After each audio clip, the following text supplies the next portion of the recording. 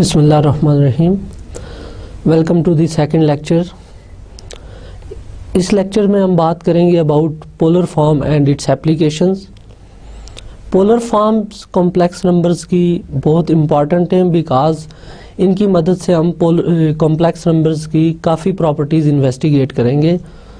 उम्मीद है कि आपने लास्ट लेक्चर अच्छी तरह सुन लिया होगा और उस लेक्चर से रिलेटेड जो इशू होंगे वो आप लोगों ने देख लिए होंगे या उनके लिए आप हमसे कोऑर्डिनेट कर सकते हैं through your study centre.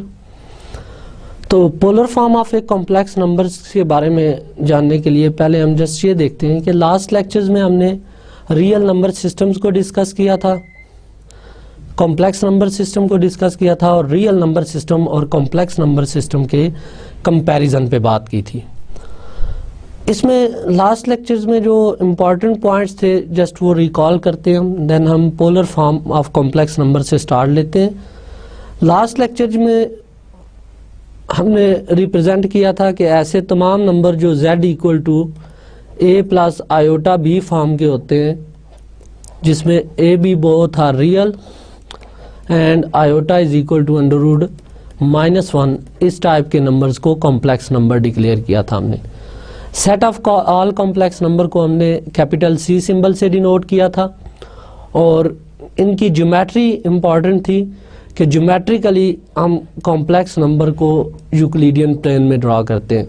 For example जैसे अगर नंबर -2 + 3 आयोटा है तो ये सेकंड क्वाड्रेंट में ड्रा होगा, जिसमें x एक्सिस पे हम यूनिट -2 यूनिट डिस्टेंस लेंगे, y एक्सिस पे 3 यूनिट डिस्टेंस लेंगे और ये पॉइंट सेकंड क्वाड्रेंट में -2 और 3 यूनिट डिस्टेंस पे ड्रा हो जाएगा। फॉर एग्जांपल जैसे कुछ इस टाइप की ज्योमेट्री बनेगी। लास्ट लेक्चर में हमने ज्योमेट्री की इम्पॉर्टेंस पे बात की थी कि ज्योमेट्री किसी भी स्ट्रक्चर में क्यों इम्पॉर्टेंट होती है। सेम केस में हम देखेंगे कि पोलर कोऑर्डिनेट सिस्टम को अगर हम यूज़ करते हैं तो इसमें भी ज्योमेट्री बहुत मेजर रोल प्ले करती है। लास्ट लेक्चर में हमने कॉम्प्लेक्स नंबर्स में कॉन्जुगेट्स डिफाइन किए थे और कॉन्जुगेट्स की कुछ इम्पॉर्टेंट प्रॉपर्टीज़ भी लिखी थी, जिसमें से एक प्रॉपर्टी ये थी कि अगर Z1 Z2 to complex numbers हों तो Z1 Z2 conjugate plus Z2 Z1 conjugate ये इक्वल होता है 2 times real part of Z1 Z2 conjugate के। और इस प्रॉपर्टी के प्रूफ के लिए मैंने आपको आउटलाइंस बताई थी। उम्मीद करता हूँ कि आपने उन आउटलाइंस को फॉलो करके इसका प्रूफ इजीली कर लिया था बिकॉज क्वाइट सिंपल कैलकुलेशंस थी जिसमें आपने इनको फॉलो करना था। जैसे हमने पहले बात की कि आज के लेक्चर्स में हम पोलर फॉर्म और इसकी एप्लीकेशंस पे बात करेंगे। तो सबसे पहले लेक्चर्स की आउटलाइंस देखते हैं कि आज के लेक्चर में हम क्या डिस्कस करने जा रहे हैं, मेजर पॉइंट्स, फोकस हमारा किन पॉइंट्स पे रहेगा। सबसे पहले तो हम कॉम्प्लेक्स नंबर की पोलर फॉर्म देखेंगे, देन पोलर फॉर्म की एप्लीकेशंस में पावर्स और रूट फाइंड करना सीखेंगे और आखिर में हम polar form of complex numbers और इसी तरह रियल्स की कुछ प्रॉपर्टीज़ का आपस में कंपैरिजन देखेंगे। Okay, last lectures we discuss about complex numbers and their geometry. तो ज्योमेट्री में जैसे अभी मैंने एक्सप्लेन किया, इम्पॉर्टेंट चीज़ जो होती है कॉम्प्लेक्स नंबर्स की वो उनकी रिप्रेजेंटेशंस होती है। तो हमने बात ये की थी कि ये अगर एक्स वाई पॉइंट है तो एक्स इसका हॉरिजॉन्टल डिस्टेंस होता है और वाई इसका एक्स एक्सिस से वर्टिकल डिस्टेंस होता है इस पॉइंट का। Next, polar form of complex number से पहले हम वेक्टर्स की कुछ प्रॉपर्टी स्टडी करते हैं जिनको हम यूज़ करके पोलर फॉर्म को ड्रॉ करेंगे। रिकॉल करें कि 2 डायमेंशनल स्पेस में वेक्टर्स जो होते हैं उनके 2 कंपोनेंट्स होते हैं। रेक्टेंगुलर कंपोनेंट्स नॉर्मली हम 2 लेते हैं, x component and y component. तो जस्ट अगर हम एज ए रिकॉल देखें तो ए अगर सपोज मैं वेक्टर लेता हूँ उस components are x and y, तो ए वेक्टर की रिप्रेजेंटेशन होती है x i plus y j. और बेसिकली ये वेक्टर अगर हम स्केच करें तो पोजीशन वेक्टर ऑलवेज ड्रॉ होता है फ्रॉम ओरिजिन। जैसे इस डायग्राम में देख रहे हैं आप कि हम ओरिजिन ओ से लेकर इस पॉइंट से पी तक पोजीशन वेक्टर ओपी ड्रॉ कर रहे हैं। अब ओपी वेक्टर की अगर हम मैग्नीट्यूड स्टडी करें तो ओपी वेक्टर की magnitude by definition of vector ये इक्वल आती है √x² प्लस y²। और अगर इस वेक्टर की हम डायरेक्शन नोट करें तो डायरेक्शंस के लिए इम्पॉर्टेंट चीज़ ये है कि ये नॉन ज़ीरो वेक्टर होना चाहिए, बिकॉज अगर ये नल वेक्टर हुआ तो नल वेक्टर की आर्बिट्ररी डायरेक्शंस होती है, हम डायरेक्शन डिसाइड नहीं करेंगे, उसमें आर्बिट्ररी डायरेक्शन हम लेते हैं। सो आई एज्यूम कि ये ओपी वेक्टर एक नॉन ज़ीरो वेक्टर है। अब ओपी वेक्टर की डायरेक्शन हम थीटा से फाइंड करते हैं। एलिमेंट्री लेवल पे आपने सीखा होगा कि थीटा फाइंड करने का फार्मूला होता है टेंजेंट इनवर्स y/x। इसी चीज़ को अगर हम डिस्टेंस के सेंस में देखें तो अगर हम O पॉइंट का P पॉइंट से डिस्टेंस फाइंड आउट करें तो OP डिस्टेंस जो है ये इक्वल आता है √x-0² plus y-0²। Right, this is equal to √x² plus y²। So OP vector की लेंथ जो है ये बेसिकली ओरिजिन और पी पॉइंट के दरमियान डिस्टेंस होता है। और अगर हम वेक्टर्स को कंपोनेंट्स में रिजॉल्व करें तो इसका जो वर्टिकल कंपोनेंट्स बनता है वो y है और इसका हॉरिजॉन्टल कंपोनेंट x है। इस रिप्रेजेंटेशंस को हम यूज़ करते हुए नेक्स्ट कॉम्प्लेक्स नंबर्स की वेक्टर फॉर्म देखेंगे। ओके, अब कॉम्प्लेक्स नंबर्स को वेक्टर्स के आइडिया से या पोलर फॉर्म के आइडिया से लिंक करने के लिए कुछ बेसिक प्रॉपर्टीज़ हम डिफाइन करते हैं। जैसे हम जानते हैं कि वेक्टर्स में इम्पॉर्टेंट चीज़ है उसकी मैग्नीट्यूड एंड देन उसकी डायरेक्शन। सो कॉम्प्लेक्स नंबर से हम मैग्नीट्यूड डिफाइन करेंगे और इसी तरह कॉम्प्लेक्स नंबर से हम एक डायरेक्शन भी अटैच करेंगे। तो यहाँ से कॉम्प्लेक्स नंबर लिंक हो जाएंगे 2 डायमेंशन में वेक्टर्स के साथ। मॉडुलस या magnitude of a complex number जब डिफाइन की जाती है तो अगर हम z = x + i एक कॉम्प्लेक्स नंबर लें तो इस कॉम्प्लेक्स नंबर की मैग्नीट्यूड डिफाइन होती है √x² plus y²। Because length always positive होती है इसलिए ये पॉजिटिव स्क्वायर रूट से हम मैग्नीट्यूड या मॉडुलस ऑफ कॉम्प्लेक्स नंबर को डिफाइन कर रहे हैं। अब मॉडुलस की कुछ मेजर प्रॉपर्टीज़ जैसे हमने इनलिस्ट की हैं। First properties z mod square = z conjugate. ये प्रॉपर्टी बहुत इंपॉर्टेंट है। आप देखेंगे कि इस प्रॉपर्टी को यूज़ करके हम काफ़ी फर्दर प्रॉपर्टीज़ इन्वेस्टिगेट करते हैं कॉम्प्लेक्स नंबर्स की। तो ये फर्स्ट प्रॉपर्टी जो है z modulus square = z conjugate, ये किसी भी कॉम्प्लेक्स नंबर के मॉडुलस और उसके कॉन्जुगेट को लिंक करती है। Second property z conjugate modulus = z modulus. तो कॉन्जुगेट का और नंबर का मॉड सेम होता है बिकॉज इसको अगर आप ज्योमेट्रिकली भी देखें तो हमारे पास अगर सपोज यहाँ पे कॉम्प्लेक्स नंबर z पड़ा है तो कॉन्जुगेट, जैसे लास्ट लेक्चर में मैंने एक्सप्लेन किया था कि कॉन्जुगेट किसी भी कॉम्प्लेक्स नंबर का उसका मिरर इमेज होता है when mirror is placed on x axis. तो यहाँ से अगर हम इसकी मैग्नीट्यूड को बात करें तो मैग्नीट्यूड जितनी O से Z तक लेंथ बन रही है एग्जैक्टली उतनी लेंथ रफली O से Z डैश तक बन रही है। तो ये दोनों लेंथ्स या डिस्टेंसेस ऑलमोस्ट 100% सेम होते हैं। कॉम्प्लेक्स नंबर्स की थर्ड प्रॉपर्टी ये है कि किसी भी कॉम्प्लेक्स नंबर का अगर हम रियल पार्ट लेते हैं तो real of z always less और इक्वल होता है मॉडुलस ऑफ z से। एंड सिमिलरली किसी भी कॉम्प्लेक्स नंबर का इमेजिनरी पार्ट जो होता है ये लेस और इक्वल होता है मॉडुलस ऑफ z से।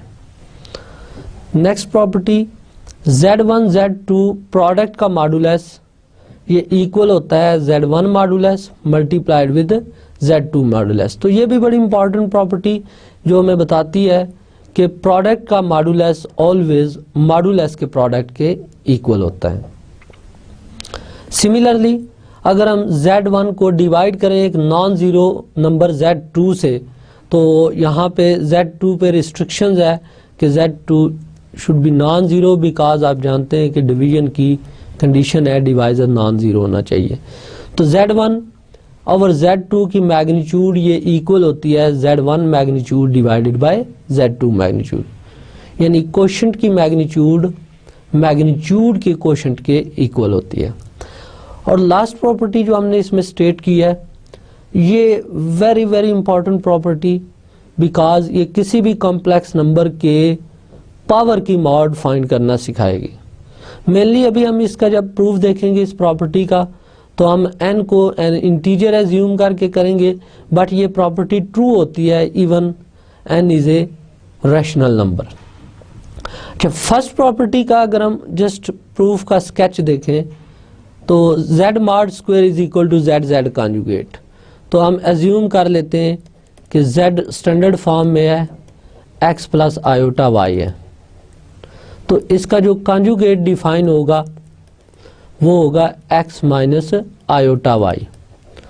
अब अगर हम इन दोनों का प्रोडक्ट लें, तो z कॉन्जुगेट का प्रोडक्ट इक्वल है x plus iota y multiplied with, अब ऑर्डिनरी मल्टीप्लिकेशंस की प्रॉपर्टी अप्लाई करें तो this is equal to x square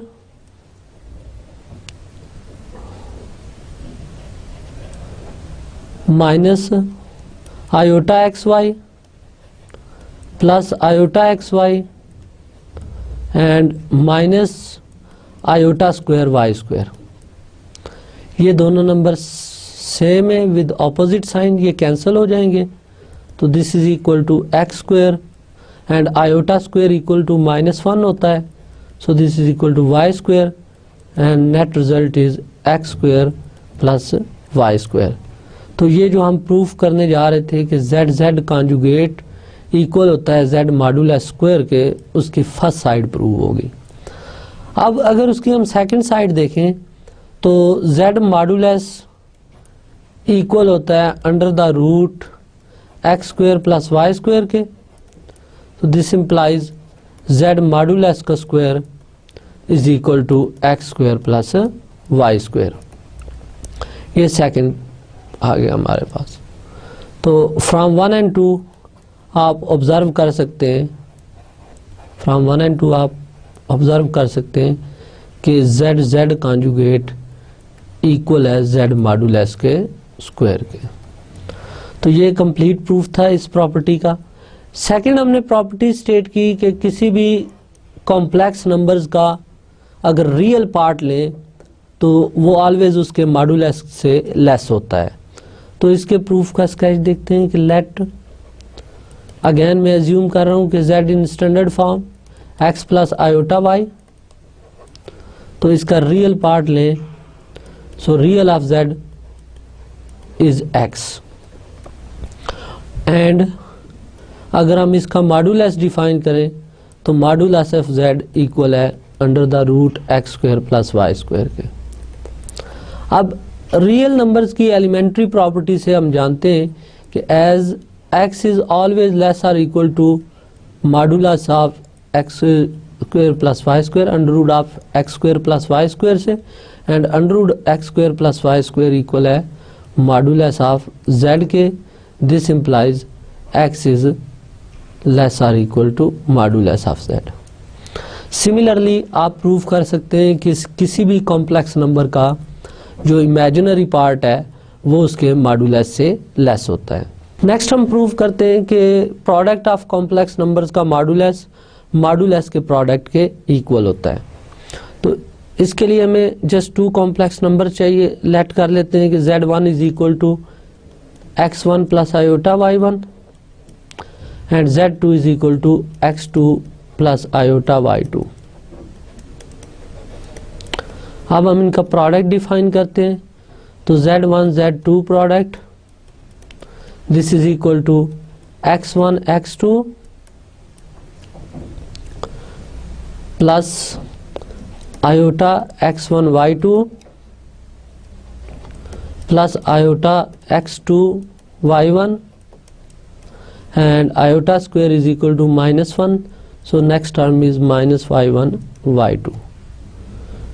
तो अगर हम इसका मॉडुलस लें z1 z2 प्रोडक्ट का मॉडुलस, तो this is equal to square the root real part का square which is x1 x2 minus y1 y2 का स्क्वायर प्लस इसके इमेजिनरी पार्ट का square which is x1 y2 plus x2 y1 whole square and this is whole under root, right. Now अगर आप इसको open करेंगे और simplify करेंगे तो आप नोट करना कि आफ्टर ओपनिंग एंड सिंप्लीफिकेशन ये टर्म बनेगी x1 का स्क्वायर प्लस y1 का स्क्वायर मल्टीप्लाइड विद x2 का स्क्वायर प्लस y2 का square under the root and this is equal to of course under root x1 square plus y1 square into under the root x2 square plus y2 square means this is equal to modulus of z1 into modulus of z2. तो यहाँ पे हमने देखा कि product का modulus modulus के product के equal होता है. ओके, नेक्स्ट हम कोशेंट का मॉडुलस देखते हैं कि कोशेंट का मॉडुलस के कोशेंट के इक्वल कैसे होता है. तो इसके लिए हमें z1 z2 2 नंबर लेने पड़ेंगे. तो हम लेट कर लेते हैं कि z1 is equal to x1 plus iota y1 and z2 is equal to x2 plus iota y2 with condition z2 is not equal to 0. This implies z1 divided by z2 is equal to x1 plus iota y1 divided by x2 plus iota y2. अब product of complex numbers define करने के लिए मैंने बताया था कि आपने इसको कॉन्जुगेट से मल्टीप्लाई और डिवाइड करना है. तो x2 माइनस आयोटा y2 से मल्टीप्लाई करें और x2 माइनस आयोटा y2 से डिवाइड भी करें और आफ्टर सिंप्लीफिकेशन आपके पास जो भी नंबर आए आप उसका मॉडुलस लेने, राइट. ये जो भी आंसर आए इसका मॉडुलस, इसको नंबर 1 कह दें.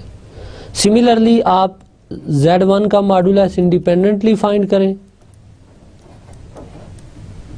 which is x1 square plus y1 square. z2 का मॉडुलस डिफाइन करें which is equal to under the root x2 square plus y2 square.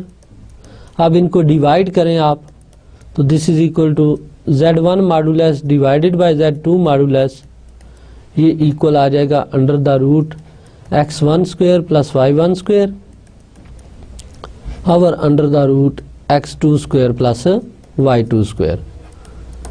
तो इसको इक्वेशंस 2 के अब आप देखेंगे इक्वेशंस 1 और 2 का आंसर सेम आता है. तो यहाँ से ये रिजल्ट इम्प्लाइज हो जाता है कि z1 और z2 मॉडुलस इक्वल आ गए z1 modulus divided by z2 modulus. तो यहाँ तक हमने कोशेंट का मॉडुलस देख लिया, प्रोडक्ट का मॉडुलस देख लिया, z मॉडुलस का square equal to z conjugate के इक्वल देख लिया.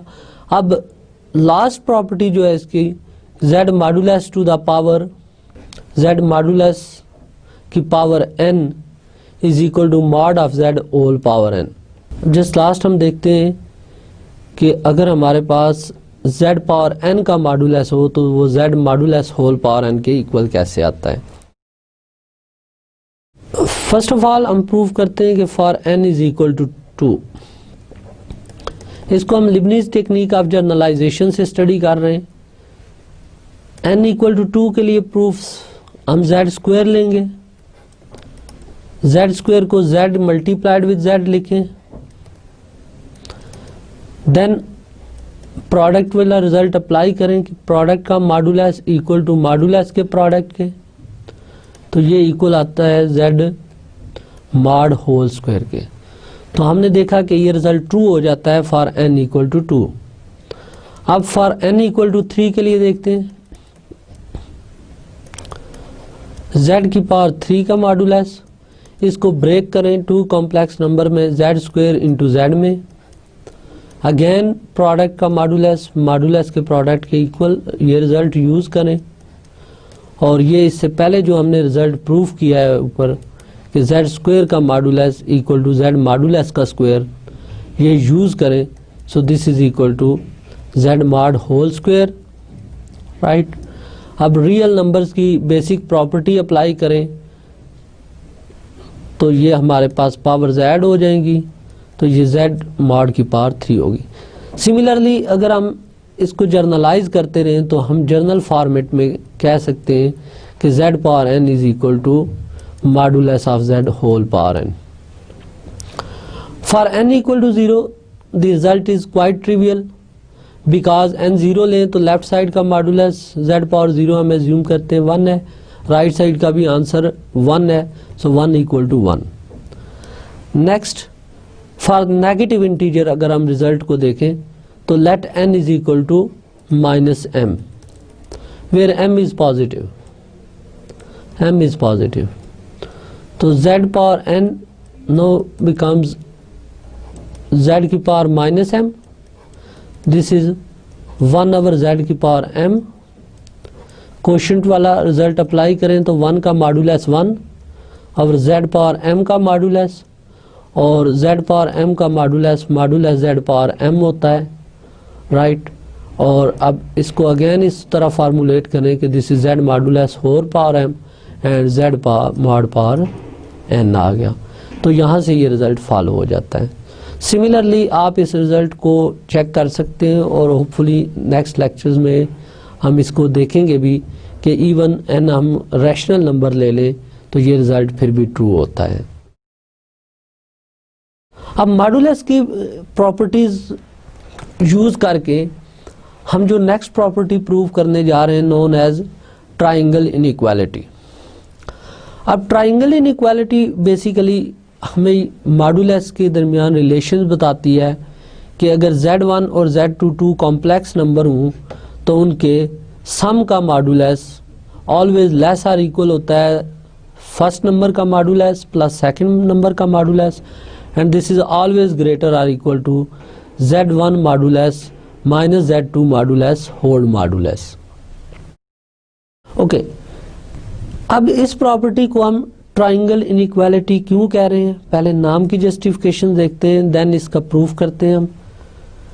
बेसिकली अगर हम बात करें कॉम्प्लेक्स नंबर्स की तो Z1 is a complex number, Z2 is a complex number, and we know that complex numbers को ज्योमेट्रिकली अगर ड्रा किया जाए तो ये ऑर्डर्ड पेयर्स होते हैं, इनको प्लेन में स्केच किया जाता है। Z1 एक कॉम्प्लेक्स नंबर है, लेट अस सपोज इसी तरह Z2 कोई दूसरा कॉम्प्लेक्स नंबर लें। अब by head to tail rule, because हर कॉम्प्लेक्स नंबर एक वेक्टर को रिप्रेजेंट करता है, तो by head to tail rule जब आप इन वेक्टर्स को ऐड करें तो resultant vector Z1 plus Z2 ये वाला वेक्टर आता है, Z1 प्लस Z2। अब लॉ ऑफ ट्राइंगल अप्लाई करें तो Z1 प्लस Z2 वेक्टर की लेंथ जो बनती है वो है Z1 plus Z2 modulus. Z1 vector की लेंथ है Z1 मॉडुलस, Z2 वेक्टर की लेंथ है Z2 modulus, and law of triangle कि ट्राइंगल की कोई से भी दो साइड्स का सम ऑलवेज ग्रेटर आर इक्वल होता है थर्ड साइड की लेंथ से।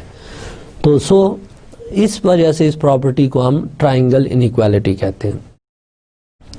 अब ट्राइंगल इनइक्वालिटी के प्रूफ के लिए हम इसका स्टार्ट फर्स्ट प्रॉपर्टी से लेंगे मॉडुलस की। तो फर्स्ट ऑफ ऑल मैं इनइक्वालिटी का ये पोर्शन प्रूफ कर रहा हूँ कि Z1 plus Z2 whole modulus is less or equal to Z1 modulus plus Z2 modulus. So इसके लिए मैं Z1 plus Z2 modulus consider करता हूँ, इसका स्क्वायर लें। This is equal to Z1 plus Z2 multiplied with Z1 plus Z2 conjugate, because हमने proof किया था कि Z modulus square equal to Z conjugate के, ये रिजल्ट यूज कर लिया। नेक्स्ट स्टेप में हम Z1 plus Z2 into Z1 conjugate plus Z2 conjugate लिख सकते हैं इसको, बिकॉज लास्ट लेक्चर में हमने कॉन्जुगेट की प्रॉपर्टीज देखी थी कि Z1 plus Z2 whole conjugate this is equal to Z1 conjugate plus Z2 conjugate. तो कॉन्जुगेट का सम इक्वल होता है कॉम्प्लेक्स नंबर्स के सम के कॉन्जुगेट के। इस रिजल्ट को हमने यूज किया। अब इस स्टेप पे हमारे पास ये इनफैक्ट Z1 प्लस Z2 एक कॉम्प्लेक्स नंबर है, Z1 conjugate plus Z2 conjugate दूसरा कॉम्प्लेक्स नंबर है, और इनका प्रोडक्ट इन्वॉल्व हो रहा है, तो हम इनका प्रोडक्ट डिफाइन करते हैं। This is equal to Z1 conjugate plus Z1 Z2 conjugate plus Z2 Z1 conjugate plus Z2 Z2 conjugate. अब सेम फर्स्ट रिजल्ट दोबारा यूज करें तो this is equal to Z1 modulus का स्क्वायर। ये term middle two terms हम as it is लिख लेते हैं, और last term again Z conjugate है, और last term again Z2 conjugate है, तो this is equal to Z2 modulus का स्क्वायर। अब जैसे आज हमने लेक्चर्स के स्टार्ट में कॉन्जुगेट की एक प्रॉपर्टी रिकॉल की थी कि Z1 Z2 conjugate plus Z2 Z1 conjugate ये इक्वल होता है 2 times real part of Z1 Z2 conjugate. तो इस प्रॉपर्टी को मैं यूज कर रहा हूं, तो this is equal to 2 times real part of Z1 Z2 conjugate के।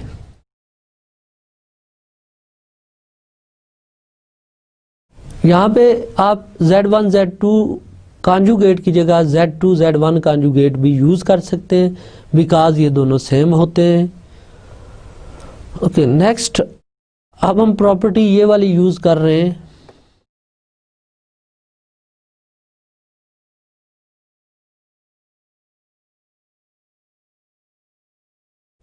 नेक्स्ट हम ये वाली प्रॉपर्टी यूज कर रहे हैं कि किसी भी कॉम्प्लेक्स नंबर्स का जो रियल पार्ट होता है वो ऑलवेज लेस आर इक्वल होता है उसके मॉडुलस के।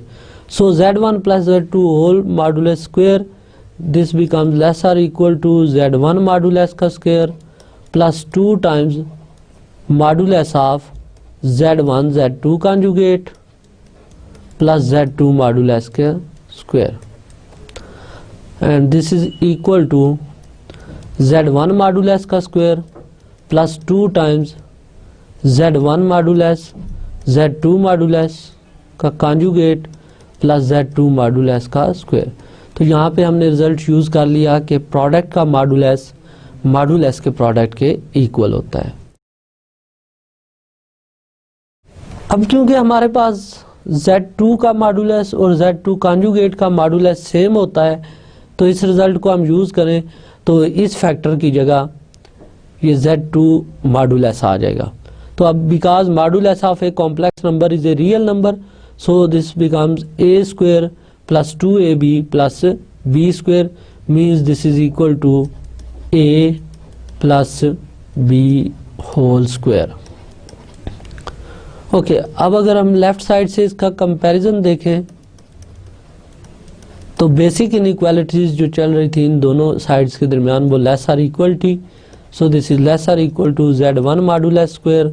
So this is equal to Z1 modulus plus Z2 modulus whole square. दोनों साइड्स का अंडर रूट लें तो Z1 modulus plus Z2 modulus, this is less or equal to Z1 modulus plus Z2 modulus. तो triangle inequality की एक side हमारे पास prove होगी, जिसमें हम देख रहे थे कि Z1 plus Z2 whole modulus less or equal होना चाहिए Z1 modulus plus Z2 modulus से। ज्योमेट्रिकली भी हमने इसको देखा। अब इस ट्राइंगल की इनइक्वालिटी की हम सेकंड साइड प्रूव करते हैं, यानी Z1 modulus minus Z2 modulus whole modulus is less or equal to Z1 modulus plus Z2 modulus. तो ट्राइंगल इनइक्वालिटी के सेकंड पार्ट के प्रूफ के लिए पैटर्न ये है कि आप कंसीडर करें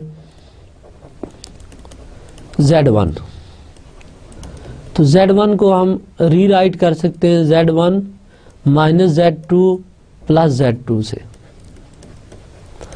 जस्ट ट्रिक यूज की कि Z2 ऐड और सब्ट्रैक्ट कर लिया, उसके बाद दोनों साइड्स का मॉडुलस लें, तो Z1 modulus is equal to Z1 minus Z2 plus Z2 whole modulus. अभी हमने रिजल्ट प्रूव किया है कि सम का modulus always less or equal होता है मॉडुलस के सम के। तो इनइक्वालिटी 1 को अगर यूज करें with first term Z1 minus Z2 and second term Z2, तो ये इनइक्वालिटी बन जाएगी less or equal to Z1 minus Z2 whole mod plus Z2 mod. अब Z2 मॉड को आप लेफ्ट साइड पे ले जाएं, तो Z1 mod minus Z2 mod is less or equal to Z1 minus Z2 whole mod. अब Z2 because arbitrary number है, arbitrary complex number है, सो Z2 को हम रिप्लेस कर सकते हैं विद एनी कॉम्प्लेक्स नंबर। तो इन पर्टिकुलर मैं Z2 को रिप्लेस कर रहा हूँ विद माइनस Z2। तो ये इनइक्वालिटी हमारे पास इस फॉर्म में जनरेट हो जाएगी, and this implies Z1 modulus minus Z2 modulus less or equal to Z1 plus Z2 whole modulus. तो यहाँ पे मैंने रिजल्ट यूज़ कर लिया है कि Z मॉडुलस और नेगेटिव Z मॉडुलस सेम होते हैं, इसको आप इजीली वेरीफाई कर सकते हैं। Okay, this is inequality number 2। Similarly अब अगर हम इनइक्वालिटी 2 में रिप्लेस कर लें Z1 को विद Z2 एंड Z2 को विद Z1, मींस इंटरचेंज कर लें Z1 और Z2 को, तो इंटरचेंज करने के बाद इनइक्वालिटी 2 ये आ जाएगी, इंटरचेंज Z1 एंड Z2। और यहाँ फिर इंटरचेंज की लॉजिक ये है कि ये आर्बिट्ररी नंबर्स हैं, सो इनको हम इंटरचेंज कर सकते हैं। This become Z2 modulus minus Z1 modulus less or equal to Z2 plus Z1 modulus. अब लेफ्ट साइड से एक नेगेटिव साइन कॉमन लें, तो ये इनइक्वालिटी आ गई। और राइट साइड पे कॉम्प्लेक्स नंबर, क्योंकि अंडर एडिशन कम्यूटेटिव होते हैं, तो कम्यूटेटिव ला लगाएं, तो ये Z1 प्लस Z2 मॉडुलस। ये इनइक्वालिटी नंबर 3 आ गई।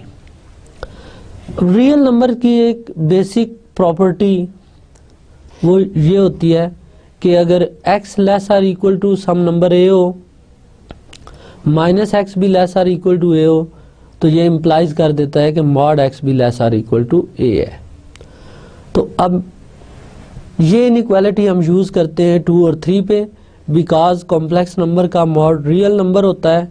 तो इस लेफ्ट वाले नंबर को एज ए x ट्रीट करें, राइट वाले नंबर को एज ए a ट्रीट करें, तो this number x is less or equal to a। Similarly 3 में देखें तो minus x is less or equal to a। So from 2 and 3 we have modulus of Z1 minus Z2 is less or equal to Z1 plus Z2 modulus. This is our inequality number 4. अब आप inequality 1 और 4 को combine करें तो straight forward triangle inequality follow हो जाती है। तो ये कंप्लीट प्रूफ था ट्राइंगल इनइक्वालिटी का। ट्राइंगल इनइक्वालिटी की एप्लीकेशंस के हवाले से बात करें तो कॉम्प्लेक्स एनालिसिस में बहुत सी जगह पे हम ट्राइंगल इनइक्वालिटी को यूज़ करके रिजल्ट प्रूफ करते हैं। होपफुली कमिंग लेक्चर्स में हम इसकी एप्लीकेशंस देखेंगे डिफरेंट जगहों पे कि ट्राइंगल इनइक्वालिटी को यूज़ करके इम्पॉर्टेंट रिजल्ट डिराइव किए जाते हैं। ओके, मॉडुलस की प्रॉपर्टीज़ को यूज़ करके एक और पैटर्न जो है स्टडी का वो होता है कि set of points in the complex plane means curves को जनरेट करना यूजिंग मॉडुलस प्रॉपर्टीज। और आप कह सकते हैं कि कर्व्स को जब हम कार्टेशियन फॉर्म में स्टडी करते हैं रियल एनालिसिस में या कैलकुलस में, तो यहाँ हम उनके अल्टरनेटिव कॉम्प्लेक्स में उनका फॉर्म देखेंगे कि कर्व की कॉम्प्लेक्स में फॉर्म कैसे बनती है। इसके लिए जैसे हम एक एग्जांपल लेते हैं, describe the set of points z in the complex plane that satisfies the relation z modulus is equal to z minus iota modulus. तो इस टाइप के सारे क्वेश्चन जिसमें हम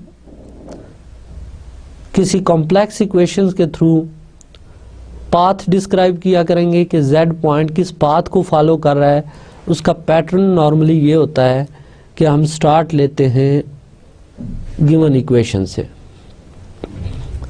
given z modulus is equal to z minus iota modulus. अब इसको Cartesian form में convert करें, z equal to x plus iota y let करें, तो दिस इम्प्लाइज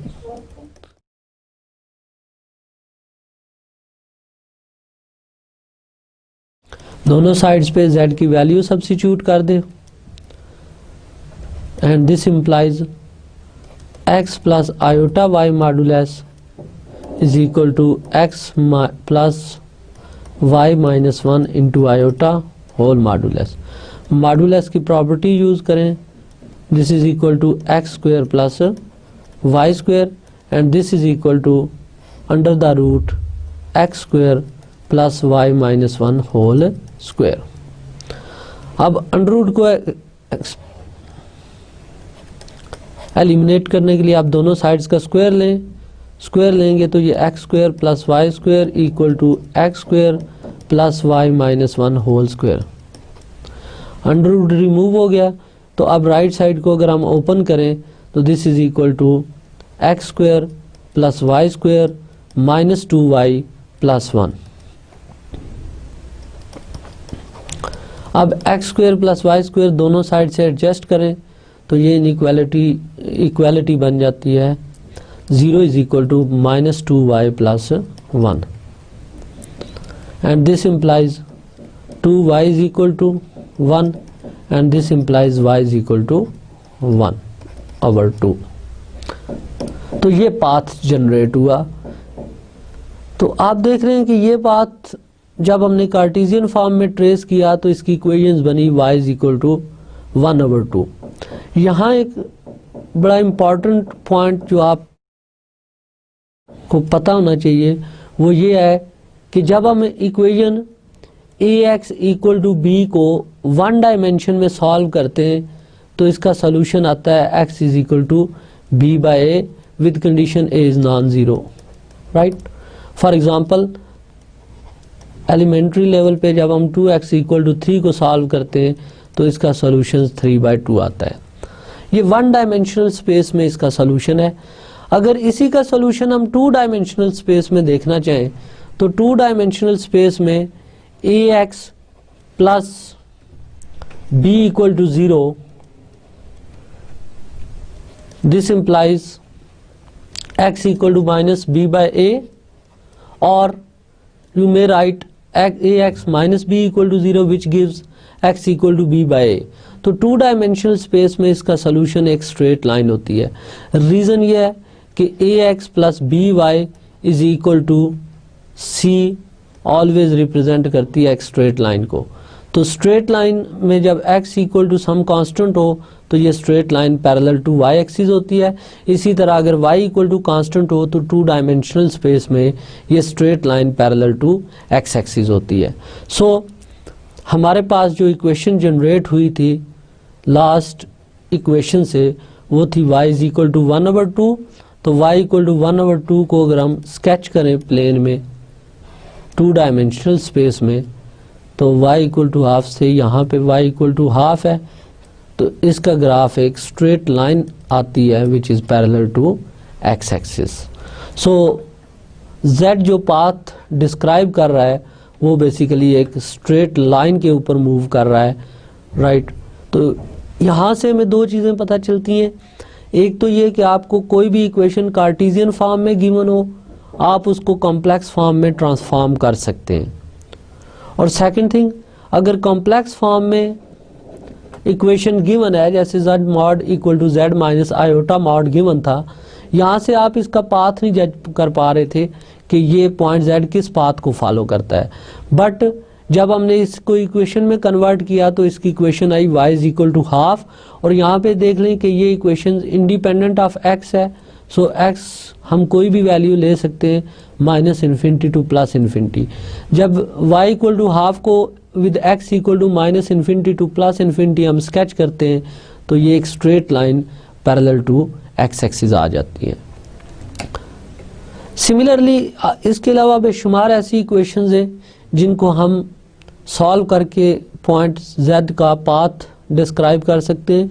कुछ एलिमेंट्री लेवल्स की इक्वेशंस हम देखते हैं जिसमें लेट अस सपोज इनइक्वालिटीज से हम स्टार्ट लेते हैं। Real of z is greater or equal to 0।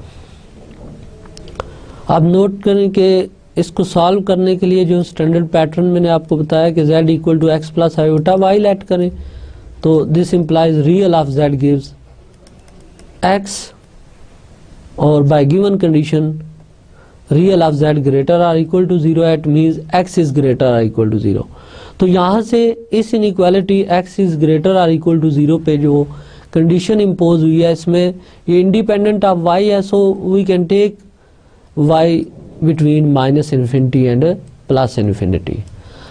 अब ज़रा इसको स्केच करके हम देखते हैं कि ये पाथ क्या है बेसिकली z का। तो इनफैक्ट नोट करें कि 2 डायमेंशनल कोऑर्डिनेट सिस्टम में ये x एक्सिस है और ये नेगेटिव x एक्सिस है।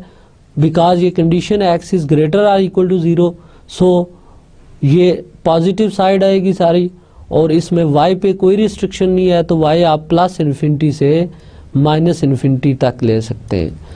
तो y की कंप्लीट वैल्यू हम कंसीडर कर सकते हैं। सो ये जो साइड है कंप्लीट हमारा सोल्यूशन आया है इस इनइक्वालिटी का, real of z is greater than 0। इस इनइक्वालिटी साइड को हम कहते हैं right half plane, right half plane, right. Similarly अगर हम इसमें इक्वेशन लेते real of z less than 0 less or equal to 0, तो सेम पैटर्न पे आप इसको सॉल्व करें तो आपके पास जो सोल्यूशन आएगा वो ये वाली साइड आएगी प्लेन की, and this is known as left half plane, left half plane. अब आप गैस करें कि अगर मैं imaginary of z greater or equal to 0 लूँ तो इसका ग्राफ क्या होगा। बिकॉज इसमें कंडीशंस बनेगी y is greater or equal to 0, तो हम जानते हैं y greater or equal to 0 होता है x एक्सिस से अबव।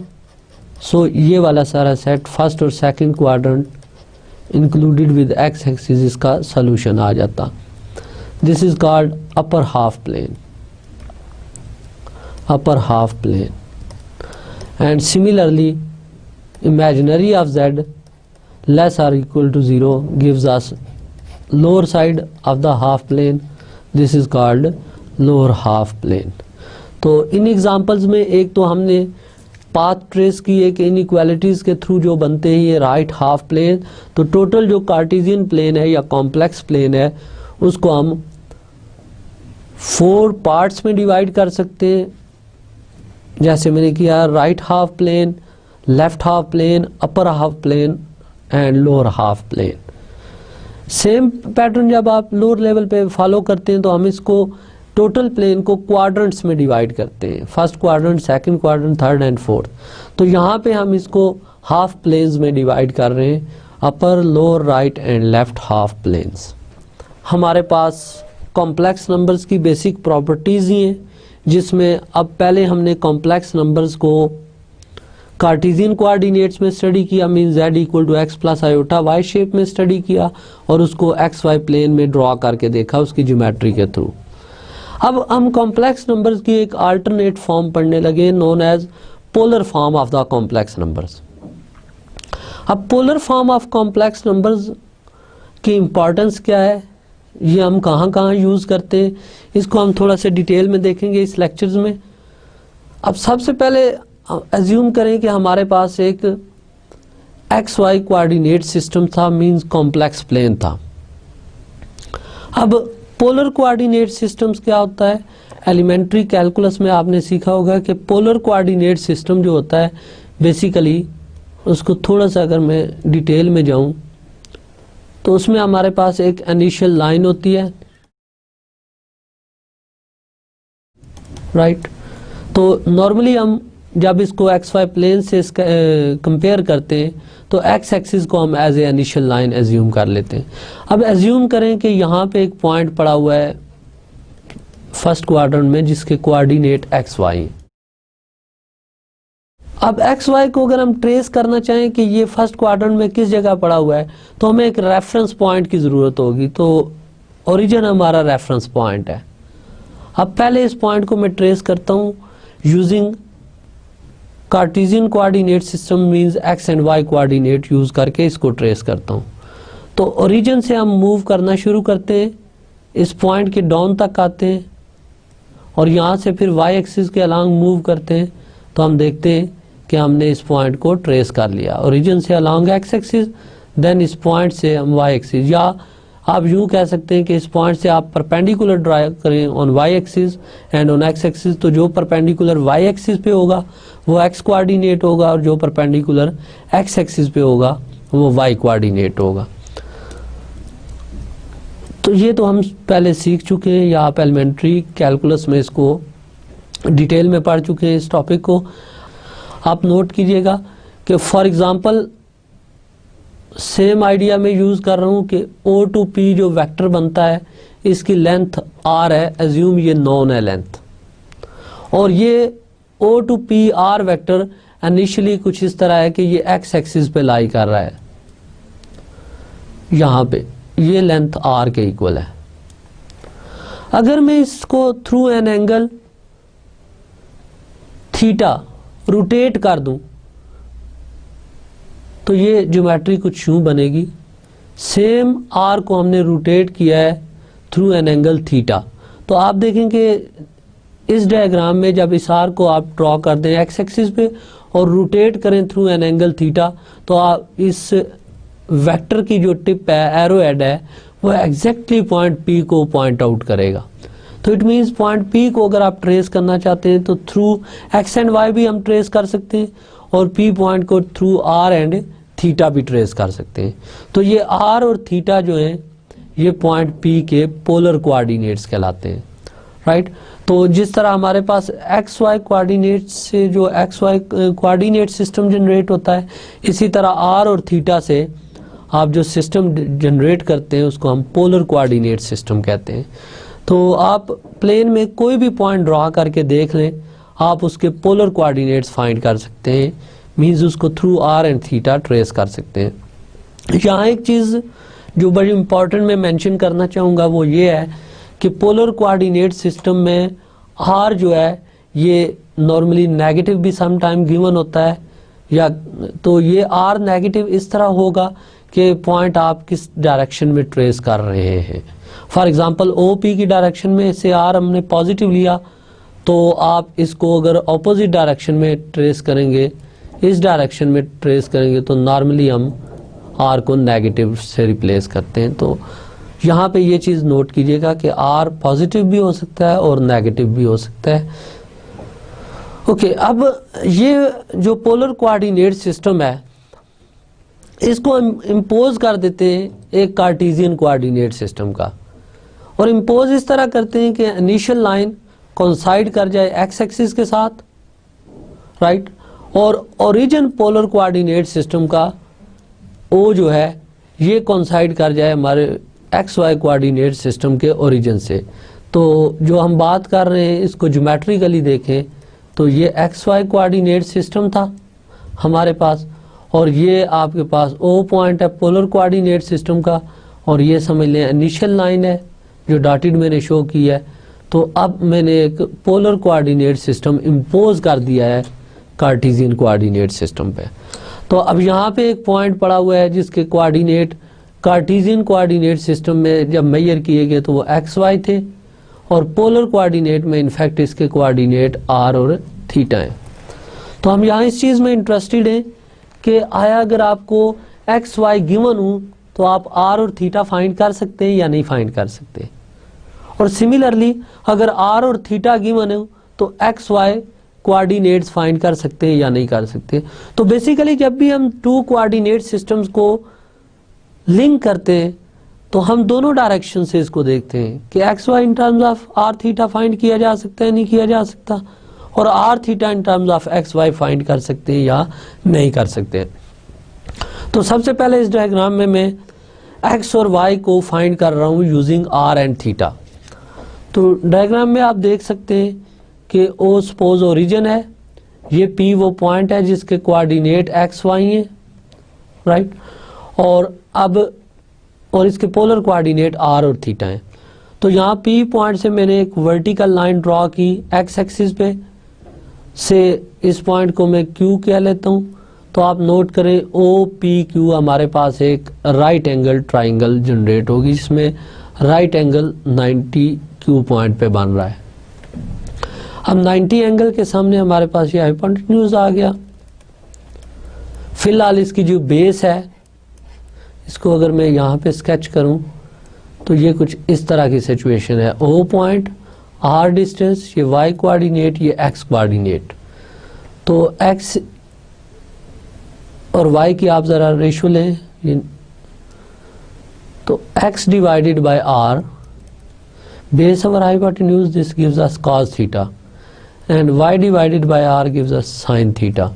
सो यहाँ से हम देखते हैं कि X इक्वल आ गया R cos थीटा के, और यहाँ से Y इक्वल आ गया R sin थीटा के। तो इस डायग्राम में जैसे हमने शो किया है X equal to R cos theta के इक्वल है और Y इक्वल है R sin थीटा के। तो नोट करें कि अब अगर आपको R और थीटा गिवन हो तो आप X equal to R cos theta में R और थीटा पुट करके X फाइंड कर सकते हैं, और Y equal to R sin theta में R और थीटा पुट करके Y फाइंड कर सकते हैं। मीन्स पोलर कोऑर्डिनेट्स गिवन थे, आपने कार्टेशियन कोऑर्डिनेट्स उसके फाइंड कर लिए। अब हम अदर वे राउंड देखते हैं। अब अदर वे राउंड देखने के लिए आपके पास X और Y गिवन है, आपने R और थीटा फाइंड करने हैं। तो आप नोट करें कि X equal to R cos theta और Y equal to R sin theta. इन इक्वेशंस को जस्ट स्क्वायर और ऐड कर लें हम, तो ये हमारे पास R स्क्वायर इक्वल आ जाएगा X square plus Y square के, और यहाँ से R की वैल्यू आ जाएगी under root X square plus Y square. और अगर मैं थीटा फाइंड करना चाहूँ तो theta is equal to tangent inverse Y over X। Straight forward ये इक्वेशन जनरेट होती है कि आप Y equal to R sine theta को डिवाइड कर दें X equal to R cos theta से, तो R बैलेंस हो जाएगा और sine over cos tangent theta equal to Y over X, and this gives us theta equal to tangent inverse Y upon X। अब यहाँ पे नोट करें कि हम जब डिवाइड कर रहे हैं X से तो हमारे पास Y और X दोनों ज़ीरो नहीं होने चाहिए। रीज़न ये है कि अगर Y X दोनों ज़ीरो हो गए तो ये 0 बाय 0 फॉर्म होगी। इट मीन्स अगर आपके पास complex number Z equal to 0 है, मीन्स 0 प्लस 0 आयोटा है, या ऑर्डर्ड पेयर फॉर्म में 0 0 है, तो इसके अगेंस्ट आप थीटा नहीं फाइंड कर सकते। Reason is quite simple, because theta किसी भी वेक्टर की डायरेक्शन को शो करता है। तो यहाँ पे नल Z इक्वल टू 0 हमारे पास एक नल वेक्टर है, और नल वेक्टर की आर्बिट्ररी डायरेक्शंस होती है, इसलिए हम थीटा यहाँ पे नहीं फाइंड कर पा रहे क्योंकि इसकी डायरेक्शन आर्बिट्ररी है। तो इसका मतलब है कि रिवर्स रिलेशन जो है वो हमारे पास सिर्फ कब वैलिड है, जब Z equal to non zero vectors हो। तो आप को एक्स वाई गिवन हो तो आप R थीटा फाइंड कर सकते हैं, अदरवाइज नहीं फाइंड कर सकते। तो मीन्स हम पोलर फॉर्म सारे नॉन ज़ीरो कॉम्प्लेक्स नंबर्स की फाइंड कर सकते हैं, ज़ीरो कॉम्प्लेक्स नंबर की हम कोई पोलर फॉर्म फाइंड नहीं कर सकेंगे। तो ये जैसे मैंने आपको बताया कि एक्स और वाई ट्रेस किए गए। अब in fact complex numbers polar form में क्या होते हैं, बिकॉज कॉम्प्लेक्स नंबर की कार्टेशियन फॉर्म होती है z is equal to x plus iota y. अभी लास्ट रिलेशन से जब हमने x फाइंड किया तो वो r cos थीटा था, y r sin थीटा था। ये पुट करके r कॉमन लें तो ये inside cos theta plus iota sin theta आ गया। अब एक इम्पॉर्टेंट पॉइंट जो यहाँ पे हम मेंशन करेंगे वो ये है कि यहाँ पे जैसे मैंने कहा कि z का मॉडुलस फाइंड करें इस रिलेशन से, तो this is equal to under the root r square into cos square theta plus sin square theta which gives us 1। तो यहाँ पे हम पॉजिटिव स्क्वायर रूट लें तो r होता है, तो z मॉड बिकॉज मॉडुलस है तो ये ऑलवेज पॉजिटिव लेंगे। तो पोलर कोऑर्डिनेट सिस्टम में r पॉजिटिव भी हो सकता है, नेगेटिव भी हो सकता है, बट जब हम इस r को कॉम्प्लेक्स नंबर में यूज़ करेंगे तो ये ऑलवेज हमारे पास पॉजिटिव होना चाहिए। ये डिफरेंस नोट कर लें कि पोलर कोऑर्डिनेट सिस्टम में r में भी पॉजिटिव में भी नेगेटिव, बट जब इसको कॉम्प्लेक्स नंबर सिस्टम में यूज़ करेंगे तो r should be positive. Okay, अब थोड़ी सी टेक्निकल टर्मिनोलॉजी की बात करें जो कॉम्प्लेक्स में हम नोटेशन यूज़ करते हैं। तो मॉडुलस के लिए हम z मॉड की नोटेशन यूज़ करते हैं। तो यहाँ पे ये जो एंगल थीटा हम फाइंड कर रहे हैं tangent inverse y over x, this is called argument of complex numbers. तो यहाँ रिमार्क में आर्गूमेंट की नोटेशन देख लें कि this is equal to A R G of z। Small a से हमने लिखा है तो इसको कैपिटल ए आर जी लिखेंगे तो इसके मीनिंग डिफरेंट हो जाते हैं। वो अगली स्लाइड्स पे हम आपको बताते हैं कि इसके मीनिंग्स कैसे डिफरेंट होते हैं। यहाँ पे ये आर्गूमेंट जो मैंने लिखा है ये स्मॉल ए आर जी से लिखा है। Next remark is argument is not unique. Why argument is not unique? अभी हम जस्ट कुछ कॉम्प्लेक्स नंबर्स के आर्गूमेंट फाइंड करके देखते हैं कि वो यूनिक क्यों नहीं होते। जैसे फर्स्ट एग्जांपल में अगर आप एक्सप्रेस करें -√3 माइनस आयोटा के पोलर फॉर्म में, अब पोलर फॉर्म में कन्वर्ट करने के लिए पोलर फॉर्म की बेसिक डेफिनेशन देखें तो आपको r और थीटा चाहिए। तो इसके लिए आपने पहले r फाइंड आउट करना होगा, देन थीटा फाइंड करना होगा, एंड देन इस कॉम्प्लेक्स नंबर्स की पोलर फॉर्म आएगी हमारे पास। अब -√3 माइनस आयोटा की पोलर फॉर्म फाइंड करते हैं। लेट कर लेते हैं हम कि z इक्वल है -√3 minus iota. This gives us x equal to -√3 and y is equal to -1। So r is equal to √x square plus y square equal to 2, right. What about theta? Theta is equal to tangent inverse y upon x। अच्छा, अब यहाँ पे normally हम calculator का सहारा लेते हैं कि tangent inverse -1 over -√3 किसके इक्वल आएगा। तो कैलकुलेटर जब भी यूज़ करें उसके लिए कुछ चीज़ें जहन में रखें, स्पेशली जब आप इसको कॉम्प्लेक्स नंबर में यूज़ कर रहे हैं और एंगल थीटा फाइंड करने के लिए यूज़ कर रहे हैं। पहली बात तो ये कि कैलकुलेटर जो भी आपको एंगल देता है वो -90 और +90 के इन बिटवीन देता है ऑलवेज, राइट। मीन्स फर्स्ट या फोर्थ क्वाड्रेंट में एंगल की कैलकुलेशन देता है, सेकंड और थर्ड में नहीं देता। आप कोई भी एंगल ट्राई कर लीजिएगा। अब अगर इस नंबर को देखें तो ये नंबर जो मैंने लिखा है इसमें x कोऑर्डिनेट -√3 है, y कोऑर्डिनेट नेगेटिव। तो इसको हम प्लॉट करें तो x भी नेगेटिव y भी नेगेटिव, तो ये -√3 लेट अस सपोज यहाँ पे और -1 यहाँ कहीं है। तो ये कॉम्प्लेक्स नंबर की इस पोजीशन पे स्केच होगा -√3 एंड -1, राइट। तो इसका ओरिजिन से अगर पोजीशन वेक्टर स्केच करें ये आता है। अब बेसिकली जब हम थीटा की बात करते हैं तो आर्गूमेंट जब हम मेजर करते हैं तो ये एंगल हमेशा विद पॉजिटिव एक्स एक्सिस से लिया जाता है। जैसे बेसिक कॉम्प्लेक्स एनालिसिस आप लोगों ने की होगी, हम जस्ट ये फर्स्ट 2 लेक्चर्स उसकी रिवीजन कर रहे हैं, तो इसको ज़रा देख लीजिएगा। अब एंगल अगर हम फाइंड आउट करें तो ये एंगल यहाँ से यहाँ तक ये कंप्लीट एंगल है थीटा।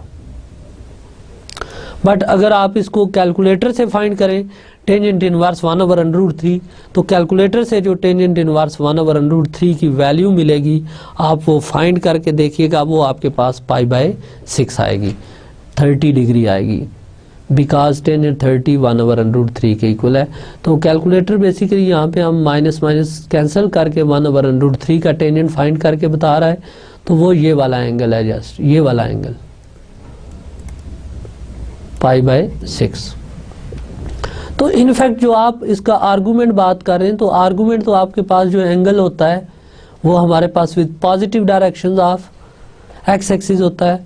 और आई होप कि आपको एंगल्स की मेजरमेंट के बेसिक रूल्स पता होंगे कि एंगल जब भी एंटी क्लॉकवाइज मेजर करते हैं उसको पॉजिटिव लेते हैं, एंगल जब भी क्लॉकवाइज मेजर करते हैं उसको नेगेटिव लेते हैं। और यहाँ पोलर कोऑर्डिनेट सिस्टम में या कॉम्प्लेक्स एनालिसिस में जब एंगल की हम मेजरमेंट किया करेंगे, क्योंकि पोलर कोऑर्डिनेट सिस्टम में हमने इनिशियल लाइन को as a X axis treat किया है, तो एंगल की मेजरमेंट हमेशा हम from positive direction of x axis लिया करेंगे। सो इसका जो एंगल हमारे पास बन रहा है वो आप नोट करें डायग्राम में, तो इस स्ट्रेट लाइन के ऊपर 180 का एंगल बन रहा है प्लस ये थीटा, तो टोटल एंगल जो आपके पास इस नंबर का एक्चुअली फाइंड हुआ वो पाई प्लस π/6 आ गया, मींस टोटल एंगल 7 π/6 आ गया। अच्छा, अब क्या ये यही एंगल है या इसको हम किसी और तरह से भी देख सकते हैं? फॉर एग्जांपल आप एक कंप्लीट रोटेशन और लें इस एंगल की, मींस इस थीटा को अगर मैं एज्यूम कर लूं कि ये थीटा नॉट है, तो नेक्स्ट थीटा नॉट प्लस 2π निकालें, आप चेक कीजिएगा वो भी सेम एंगल बनेगा। एक कंप्लीट रोटेशन हुई है, 2π ऐड हुआ है, तो वापस हम इस पॉइंट पे पहुंच जाएंगे। इसी तरह थीटा नॉट प्लस 4π करें, ठीक है। तो इन जनरल अगर हमारे पास एंगल थीटा नॉट हो तो उसमें जो भी उसके 2 and π मल्टीपल्स होते हैं वो सारे सेम एंगल्स देते हैं, इसको हम थीटा कहते हैं। तो ये थीटा आर्गूमेंट है। यहाँ पे n हमारे पास सेट ऑफ इंटीजर्स है, means n equal to 0 +-1 +-2 and so on, ये वैल्यूज हम एज्यूम कर सकते हैं। ओके, यहाँ पे थीटा नॉट हमारे पास फर्स्ट आर्गूमेंट था,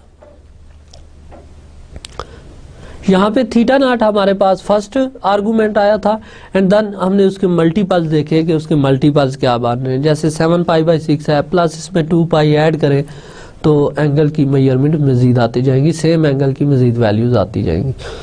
सो ये पॉइंट हमने एक्सप्लेन किया है कि आर्गूमेंट इज नॉट यूनिक। तो आर्गूमेंट के बारे में जस्ट 1-2 पॉइंट जो इम्पोर्टेंट है मैं जल्दी से फिर रिपीट कर दूं कि कैलकुलेटर से एंगल फाइंड करते वक्त आपने ये एहतियात करनी है कि कैलकुलेटर जो एंगल देगा वो आपको फर्स्ट या फोर्थ क्वाड्रेंट में देगा, जबकि यहाँ पे जो हम एंगल यूज़ कर रहे हैं वो ज़रूरी नहीं कि फर्स्ट या फोर्थ क्वाड्रेंट में हो। जैसे कॉम्प्लेक्स नंबर सेकंड क्वाड्रेंट में भी है, थर्ड में भी है, तो हम इन दोनों के लिए जब करेंगे एंगल तो आप देखेंगे उसमें हम पाई ऐड करके या पाई को सब्ट्रैक्ट करके उस एंगल को हम लेकर आते हैं।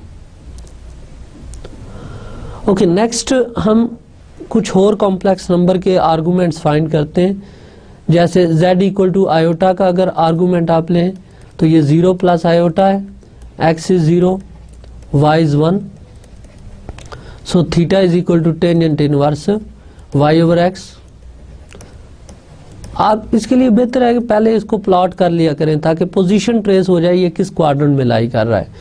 तो x0 y1 लें तो हमारे पास ये पॉइंट यहाँ पे लाई करता है y एक्सिस पे, तो इसका positive direction of x axis से एंगल देखें तो ज्योमेट्रिकली हमें इसका एंगल पता चल गया π/2, right. This is equal to tangent inverse 1/0 and tangent inverse infinity और टेंजेंट इनवर्स इन्फिनिटी π/2 होता है। सिमिलरली अब आप लोगों ने ट्राई करना है इसको, z equal to minus iota का एंगल क्या आएगा हमारे पास, z इक्वल टू 3 का एंगल क्या होगा, z इज इक्वल टू -7/2 का एंगल क्या होगा। इन सारे कॉम्प्लेक्स नंबर्स के एंगल्स आपने फाइंड आउट करने कि इनके एंगल्स क्या बनेंगे हमारे पास। ओके, नेक्स्ट हम जो प्रॉपर्टी स्टडी करने जा रहे हैं वो प्रोडक्ट का आर्गुमेंट कैसे निकाला जाता है, कोशेंट का आर्गुमेंट कैसे निकाला जाता है, इनके लिए फार्मूले डेवलप करने लगे। ये जर्नल रिजल्ट है कि Z1 Z2 प्रोडक्ट का जो आर्गुमेंट होगा ये argument of first number plus argument of second number होगा। सिमिलरली जो कोशेंट ऑफ टू नंबर का आर्गुमेंट होगा ये argument of first number minus argument of second number होगा, राइट। इसको जस्ट मैं प्रूफ करता हूँ फर्स्ट पार्ट को, और सेकंड पार्ट का प्रूफ के स्केच हम देख लेंगे कि क्या किस तरह प्रूफ करेंगे। अब क्योंकि हमें आर्गुमेंट चाहिए इसलिए बजाय इसके कि हम कार्टेशियन फॉर्म लें वहाँ से आर्गुमेंट फाइंड करें, हम कॉम्प्लेक्स नंबर्स को एज्यूम ही पोलर फॉर्म में कर लेते हैं। So let Z1 is equal to standard form में R1 into cos theta 1 plus iota sine theta 1, right. और यहाँ पे आपने ये चीज़ नोट करनी है कि जब भी हम पोलर फॉर्म लिया करेंगे theta must be in radian not in degree. Technical reasons के एंगल्स को कब हम रेडियन में यूज़ करते हैं कब डिग्री में यूज़ करते हैं, तो आप नोट करें कि नॉर्मली जब हम अगर इस तरह की इक्वेशंस के सॉल्यूशंस कैलकुलस में देखते थे तो साथ मेंशन होता था कि x is in radian, right. Same case में आप लोगों ने FSC लेवल्स पे देखा होगा कि हम एक वेल नोन प्रूफ करते हैं कि L is equal to R theta. किसी भी सर्कुलर आर्क का अगर रेडियस से सर्कल का आर है, आर की लेंथ L है, इस आर का सेंट्रल आर्म थीटा एंगल बना रहा है तो L equal to R theta, तो इस प्रूफ में भी थीटा इज इन रेडियन होना चाहिए।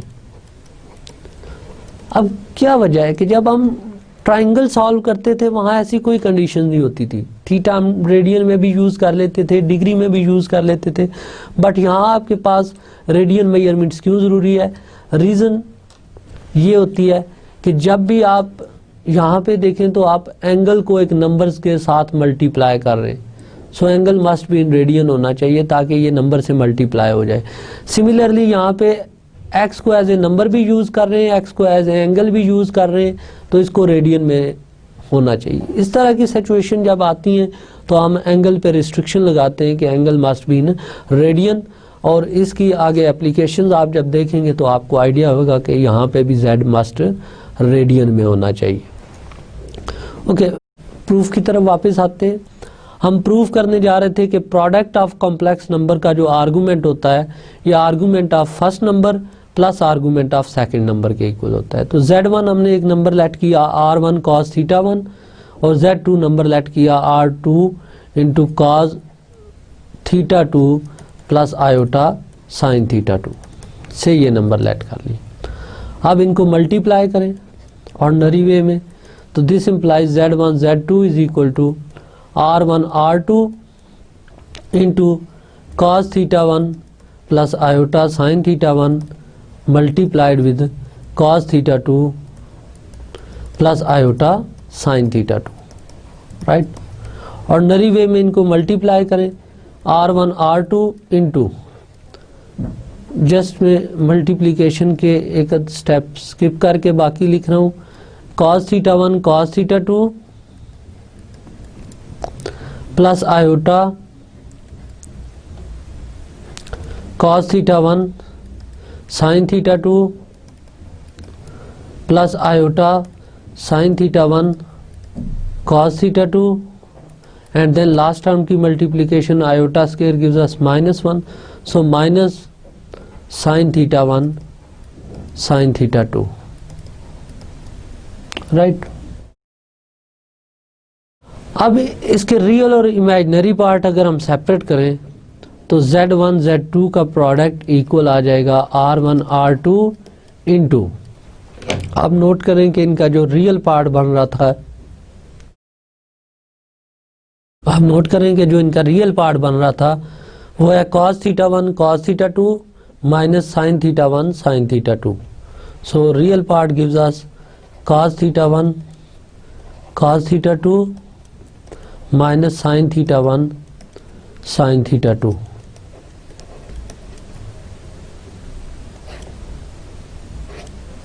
और जो इमेजिनरी पार्ट बन रहा था और बेसिकली ये आ गया. और इमेजिनरी पार्ट इसका देखें तो आयोटा कॉमन लें तो हमारे पास आ जाता है sign theta 2 cos theta 1 plus cos theta 2 sign theta 1 plus iota times sign theta 2 cos theta 1 plus cos theta 2 sign theta 1. Okay, अब बेसिक ट्रिग्नोमेट्रिक आइडेंटिटीज यूज करें यहाँ पे तो cos theta 1 cos theta 2 minus sine theta 1 sine theta 2 means cos alpha cos beta minus sine alpha sine beta. This gives us cos of alpha plus beta. Similarly इसमें क्योंकि addition commutative होती है तो इस टर्म को मैं as a first term treat कर रहा हूँ. Sine theta 1 cos theta 2 plus cos theta 1 sine theta 2 sine alpha cos beta plus cos alpha sine beta. This is equal to sine of alpha plus beta. तो यहाँ पे हम note करें कि अगर मैं लेट कर लूँ कि r इक्वल है r1 r2 के एंड थीटा इक्वल है थीटा 1 प्लस थीटा 2 के तो ये कॉम्प्लेक्स नंबर्स की पोलर फॉर्म आ जाती है with this term is equal to theta and this term is equal to r. So ये कॉम्प्लेक्स नंबर्स की पोलर फॉर्म आ गई. तो यहाँ से हम z1 z2 नंबर का मॉडुलस देखें तो this is equal to r1 r2 and theta का रिलेशन देखें तो थीटा इक्वल आता है theta 1 plus theta 2 means this is equal to z1 z2 and this is equal to argument of z1 plus argument of z2. तो ये इसका proof था कि प्रोडक्ट का जो आर्गूमेंट होता है वो आर्गूमेंट्स के प्रोडक्ट के इक्वल होता है. और यहाँ हमें साथ एक एडिशनल रिजल्ट मिल गया कि प्रोडक्ट का जो मॉडुलस है वो मॉडुलस के प्रोडक्ट के इक्वल है. इसका पहले प्रूफ हमने कार्टेशियन फॉर्म से देखा, अब इसका प्रूफ हमने पोलर फॉर्म से देखा.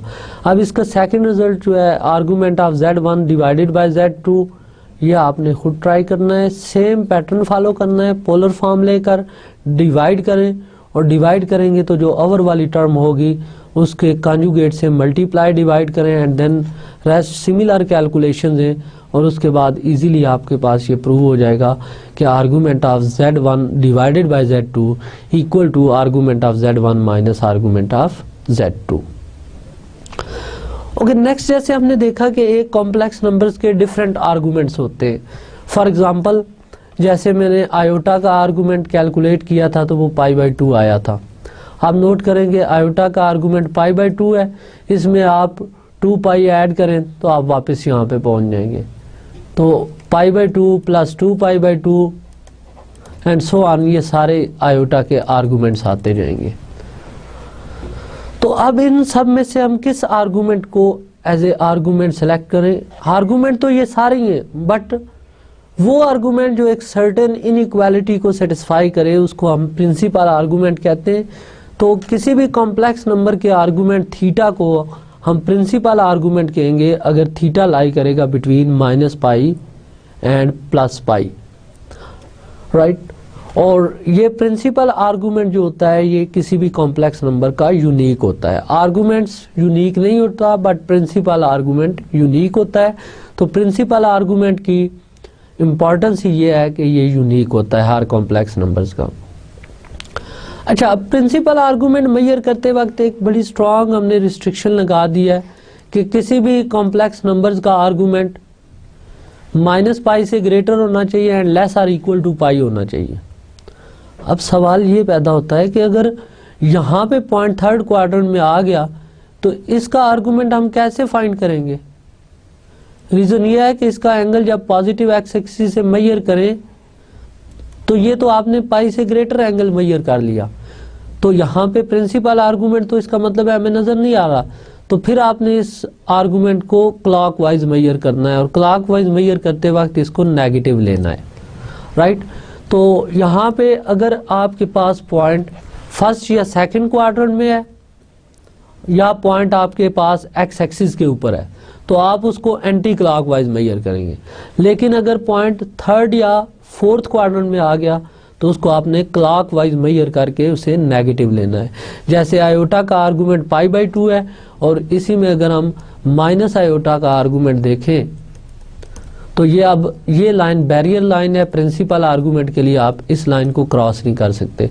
सो आपने अब क्लॉकवाइज मूव करना है तो ये एंगल तो 90 बनता है, but z equal to minus iota का जब आर्गूमेंट लिखेंगे तो argument of z basically minus π/2 आता है। ये एक सिंगल आर्गूमेंट आ गया। अब प्रिंसिपल आर्गूमेंट क्योंकि यूनिक होता है इसलिए इसके लिए हम सिंबल कैपिटल A से स्टार्ट लेते हैं, कैपिटल ARG ऑफ z। तो यहाँ पे पॉइंट आउट फिर कर दूं मैं कि आर्गूमेंट यूनिक नहीं होता, उसे नॉर्मली हम स्मॉल a से रिप्रेजेंट करते हैं, और प्रिंसिपल आर्गूमेंट यूनिक होता है तो इसलिए इसके लिए कैपिटल A से हम स्टार्ट लेते हैं, राइट। और आप अब इन दोनों का रिलेशंस अगर देखें तो आप किसी भी आर्गूमेंट को अगर late us suppose theta any argument है, थीटा नॉट उस नंबर का प्रिंसिपल आर्गूमेंट है, तो इसको आप इस रिलेशन से लिख सकते हैं।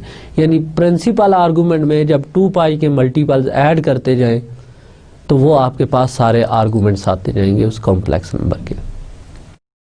Okay, next find the principal arguments of 1 plus iota, -1 plus iota, -1 minus iota and 1 minus iota. ये कुछ नंबर्स मैंने सेलेक्ट किए हैं जिनके प्रिंसिपल आर्गूमेंट्स हम फाइंड आउट करते हैं। जस्ट इनमें से एक दो नंबर्स के प्रिंसिपल आर्गूमेंट मैं फाइंड कर देता हूँ, बाकी आप इसी पैटर्न पे इनको ट्राई करेंगे। लेट अस सपोज सबसे पहले मैं 1 प्लस आयोटा का आर्गूमेंट फाइंड करता हूँ। तो let z is equal to 1 plus iota. Argument के लिए थीटा फाइंड करना है, सो एक्स वाई चाहिए, x equal to 1 and y is equal to 1 and theta gives us tangent inverse y over x 1 over 1, right. And पहले point trace करें कि कहीं ये हमारे पास किस क्वाड्रेंट में है इसको, ताकि हम एंटी क्लॉकवाइज मेजर करें या क्लॉकवाइज। तो 1 पॉइंट फर्स्ट क्वाड्रेंट में है, फाइन, कोई इशू नहीं। इसको आप एंटी क्लॉकवाइज ट्रेस करेंगे तो ये इसका आर्गूमेंट थीटा आ जाएगा। तो टेंजेंट इनवर्स 1 आप कैलकुलेटर से चेक कर सकते हैं, ये π/4 होता है। सो 1 कॉम्प्लेक्स नंबर का आर्गूमेंट π/4 होता है। अब सिमिलरली इसमें से हम एक और एग्जांपल पिक करते हैं। जैसे मैं आर्गूमेंट ले लेता हूँ -1 माइनस आयोटा का, ताकि ये डिफरेंट हो जाए। तो अब हम z इक्वल टू ले रहे -1 माइनस आयोटा, थर्ड क्वाड्रेंट का पॉइंट है, -1 माइनस आयोटा। सो ये पॉइंट की वेक्टर फॉर्म आ गई। अब यहाँ पे आप नोट करें तो हम एंटी क्लॉकवाइज इसका आर्गूमेंट फाइंड नहीं कर सकते, बिकॉज वो पाई से ग्रेटर आ जाएगा, प्रिंसिपल नहीं होगा। लिहाजा इसका आर्गूमेंट हम क्लॉकवाइज फाइंड करेंगे, राइट। तो अब थीटा फाइंड आउट करें same tangent inverse y over x के फार्मूले से। तो y इज -1, x इज -1। तो अगेन हम देखते हैं कि ये टेंजेंट इनवर्स 1 बनता है, π/4 बनता है, बट ये आर्गूमेंट π/4 तो नहीं है, ठीक है। तो मैंने बताया था कि कैलकुलेटर जो आपको आर्गूमेंट देगा वो हमेशा फर्स्ट और फोर्थ क्वाड्रेंट में देगा। अब ये कैलकुलेटर से जो आप आर्गूमेंट फाइंड कर रहे हैं वो एक्चुअली ये वाला आर्गूमेंट आपको निकाल के बता रहा है, ये वाला आर्गूमेंट निकाल के बता रहा है, राइट। बिकॉज ये टेंजेंट इनवर्स 1 ओवर 1 को ट्रीट कर रहा है और उसको π/4 लिख रहा है। बट आर्गूमेंट हम देख रहे हैं कि टोटल आर्गूमेंट ये सारा है हमारे पास। तो अब इस सारे आर्गूमेंट को आप कैसे लिखोगे? तो आप नोट करें कि अगर मैं क्लॉकवाइज मूव करता हूँ तो इस लाइन के ऊपर जो एंगल बन रहा है वो 180 का बन रहा है, पाई बन रहा है, राइट। और ये एंगल हमने माइनस करना है क्योंकि हमें principal argument positive X axis से एंगल चाहिए। सो इस नंबर का जो आर्गूमेंट बनेगा वो हमारे पास पाई माइनस π/6 इतना एंगल बनेगा। और क्योंकि ये क्लॉकवाइज मेजरमेंट है तो इसको आप नेगेटिव लेंगे, तो ये इस नंबर का हमारे पास प्रिंसिपल आर्गूमेंट आ जाएगा। सेम केस में आपने बाकी नंबर्स के आर्गुमेंट मेजर करके देख रहे हैं जी हमारे पास क्या आते हैं। ओके, अब इसकी एप्लीकेशंस क्या है, हमारे पास प्रिंसिपल आर्गुमेंट या पोलर फॉर्म की एप्लीकेशंस क्या है। इससे पहले आपने सीखा ही है कि हमारे पास अगर कॉम्प्लेक्स नंबर का स्क्वायर लेना हो तो कोई इशू नहीं, x plus iota Y square आप सिंपल फार्मूले से ओपन कर सकते हैं मल्टीप्लिकेशंस के थ्रू। तो मैं मल्टीप्लाई करके डायरेक्ट इनका रिजल्ट लिख रहा हूँ, X square minus Y square plus 2 iota x Y, ये इसका रिजल्ट आ जाएगा जेड स्क्वायर। इसी तरह आपको अगर जेड का क्यूब फाइंड करना पड़े तो आप इसको भी फाइंड कर लेते हैं, लेकिन आप सोचें अगर जेड की पावर आपको 1000 फाइंड करनी पड़ जाए तो ये काफ़ी डिफ़िकल्ट काम है कि आप z को 1000 टाइम मल्टीप्लाई करें रियल सेंस में। तो इस डिफ़िकल्टी को सबसे पहले सॉल्व किया अब्राहम डिमोवी ने, जिस फार्मूले का नाम रखा गया डिमोविस थ्योरम या डिमोविस फार्मूला। डिमोविस फार्मूला बेसिकली किसी भी कॉम्प्लेक्स नंबर्स की पावर फाइंड करना हमें बताता है कि कॉम्प्लेक्स नंबर्स की पावर्स कैसे फाइंड किए जाते हैं। और एक और जो मेजर एप्लीकेशन है कि किसी भी कॉम्प्लेक्स नंबर्स के रूट कैसे फाइंड किए जाते हैं, वो हम इस फार्मूले में देखते हैं। अब डिमोविस फार्मूले की जो स्टेटमेंट है वो ये है कि cos theta plus iota sine theta whole to the power n equal होता है cos n theta plus iota sine n theta. यहाँ पे फार्मूले की फॉर्म सिंपल रखने के लिए वेक्टर जो ट्रीट किया गया है वो यूनिट वेक्टर है। रीज़न ये है कि cos theta plus iota sine theta की मैग्नीट्यूड आप फाइंड करें, मॉडुलस फाइंड करें तो इस कॉम्प्लेक्स नंबर का मॉडुलस 1 आएगा। तो cos theta plus iota sine theta ऐसे कॉम्प्लेक्स नंबर को रिप्रेजेंट कर रहा है जिसकी मैग्नीट्यूड या मॉडुलस 1 है, राइट। अब इसकी एब्सोल्यूट वैल्यू 1 होने की वजह से मैं इसे यूनिट वेक्टर कह रहा हूँ। अब इसकी पावर n लें तो डिमोविस थ्योरम ये बताता है कि पावर एंगल से मल्टीप्लाई हो जाती है। तो cos theta plus iota sine theta whole power n equal है cos n theta plus iota sine n theta के। यहाँ पे मैंने बताया था कि एंगल को जब भी किसी नंबर से मल्टीप्लाई करना हो तो एंगल रेडियन मेजरमेंट में होना चाहिए। तो n हमारे पास एक नंबर है, थीटा एंगल है, इनको मल्टीप्लाई कर रहे हैं तो इस वजह से एंगल की मेजरमेंट यहाँ पे रेडियन में होनी चाहिए। ओके, नेक्स्ट इस फार्मूले का प्रूफ आप लोगों ने किया होगा एलिमेंट्री लेवल्स पे। यहाँ हम इसका प्रूफ नहीं डिस्कस कर रहे, जस्ट इसकी एप्लीकेशन चंद एक डिस्कस करेंगे। बेसिक जो ओरिजिनली प्रूफ किया था डिमोविस ने ये फार्मूला वो n इंटीजर्स के लिए प्रूफ किया था। बाद में देखा गया कि इसका प्रूफ ट्रू है even if we take n is equal to a rational number. तो एप्लीकेशन जैसे मैंने पहले बताई कि इसको यूज हम करते हैं to find powers of complex numbers and to find roots of complex number. तो फॉर एग्जांपल एक कॉम्प्लेक्स नंबर्स में लेकर इसकी पावर्स फाइंड करता हूँ। अब देखें हम अगर 1 प्लस आयोटा की पावर 300 फाइंड करें तो कार्टेशियन वे में इसको फाइंड करना वेरी डिफ़िकल्ट है बिकॉज 1 प्लस आयोटा को 300 टाइम्स आपने मल्टीप्लाई करना है। तो अब हम डिमोविस थ्योरम से इसको सॉल्व करते हैं। तो let z is equal to 1 plus iota, इसकी power means z power 1, z की पावर 300 अब मैंने फाइंड करनी है। ओके, अब डिमोविस थ्योरम अप्लाई करना है तो इसके लिए कंडीशंस क्या थी कि कॉम्प्लेक्स नंबर हमारे पास पोलर फॉर्म में होना चाहिए। तो सबसे पहले हम z की पोलर फॉर्म फाइंड करते हैं। पोलर फॉर्म के लिए हमें एब्सोल्यूट वैल्यू ऑफ z चाहिए। This is equal to of course x भी 1 है, इस केस में y भी 1 है। So 1 square plus 1 square gives us √2। Let me call it r and theta is equal to tangent inverse y over x 1 over 1 because ये point first quadrant में है 1 1, so angle is this one which is tangent inverse 1 pi by 4 के equal आ गया। Okay, तो z की जो polar form का formula r cos theta plus iota sine theta and this is equal to √2 into cos of pi by 4 plus iota sign of pi by 4। अब दोनों तरफ power आप रेज कर दें 300, तो z to the power 300 is equal to √2 to the power 300 into cos pi by 4 plus iota sine pi by 4 to the power 300। जब आप इस फार्मूला अप्लाई करें, this gives us 2 to the power 150, right, and this gives us cos 300 times pi by 4 plus iota sin of 300 times pi by 4, power angle से multiply होगी। अब इस number को आप इजीली फाइंड कर सकते हैं, cos ऑफ सिंप्लीफाई करके इसका cos ले लें plus iota sign of this number simplify करके इसका साइन फाइंड कर लें। तो आप देखें जस्ट हमने फ्यू स्टेप्स के अंदर z की पावर 300 फाइंड कर ली। इसी तरह आप किसी भी कॉम्प्लेक्स नंबर्स की पावर फाइंड कर सकते हैं यूजिंग डी मोवियस थ्योरम। तो नॉर्मली जब हमारे पास पावर्स 3 से एक्सीड कर जाती हैं तो हम प्रेफर करते हैं कि आप डी मोवियस फार्मूला यूज़ करें टू फाइंड द पावर्स।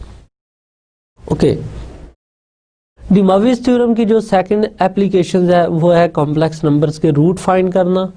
तो इसको हम होपफुली कमिंग किसी लेक्चर्स में जब हम कॉम्प्लेक्स इक्वेशन सॉल्व करेंगे तो वहाँ हम इसके एप्लीकेशन भी डिस्कस करेंगे और इसको हम डिस्कस करेंगे जब हम इंटीग्रेशंस वगैरह स्टडी करेंगे, वहाँ पे भी हम इसको यूज़ करते हैं। अच्छा, एट द एंड एक दो और पॉइंट जो इस लेक्चर से रिलेटेड हम डिस्कस करेंगे वो ये वाले हैं कि हमारे पास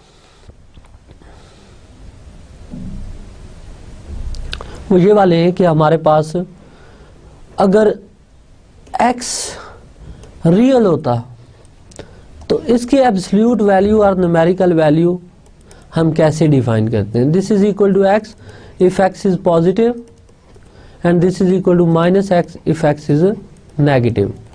इन कंट्रास्ट विद कॉम्प्लेक्स z, अगर हम x प्लस आयोटा y लेते हैं तो हमारे पास इसकी एब्सोल्यूट वैल्यू और मॉडुलस है √x² प्लस y²। अब रियल में आप नोट करें कि -3 का मॉडुलस हम 3 लेते हैं, मीन्स -3 का मॉडुलस और absolute value is the number itself without sign, right. But complex में ऐसा नहीं है। आप नोट करें, अगर z इक्वल टू 9 आयोटा में ले लेता हूँ और उससे -9 आयोटा ले लेता हूँ तो इसका मॉडुलस जो है ये इक्वल आएगा 0², real part is 0 and imaginary part is -9, so plus -9² and this gives अस 9।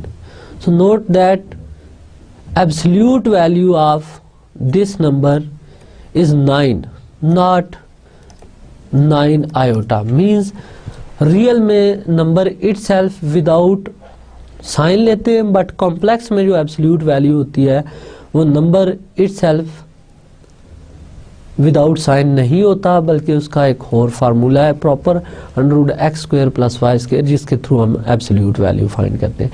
ये तो डिफरेंस आ गया absolute value in real and absolute value in complex का। तो जस्ट क्विकली हम देखते हैं कि आज के लेक्चर्स में हमने क्या कुछ स्टडी किया।